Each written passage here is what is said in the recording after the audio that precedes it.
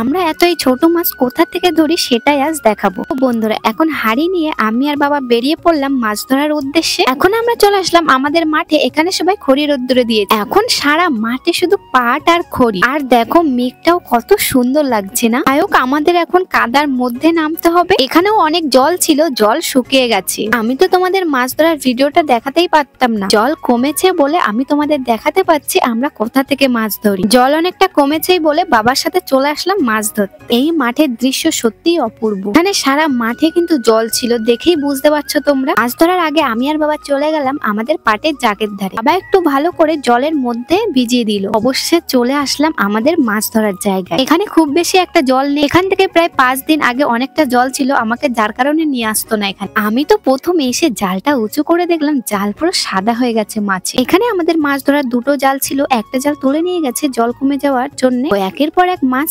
ছাড়িয়েই যাচ্ছে আমার বাবা। কি ভালো যে লাগছিল আমাদের মাছ ধরতে, কি বলবো। আমিও তো মাছ ছাড়াতে শুরু করে দিলাম বাবার সাথে। আমরা আর ভিডিও করতে পারছি না কারণ সন্ধ্যা হয়ে আসছে, আমাদের তাড়াতাড়ি মাছটা ধরে নিতে হবে কারণ এখনো অনেক মাছ ছাড়াতে হবে। পরে শেয়ার করছি কতগুলো মাছ পেলাম। এই আটলো পাতে এখানে একটা আটলো পেতেছে দেখো। এখানে 2-3 জনের পুকুর আছে, মাছ যাতে বেরিয়ে না যায় বলে নেট টানিয়ে দিয়েছে দেখো। এদিকে দেখো কত বড় কাঁদি জলে পড়ে আছে। আমাদের মাছ ধরা কমপ্লিট। আমরা এতগুলো মাছ পেয়েছি সম্ভব। কার কার মাছ ধরতে ভালো লাগে।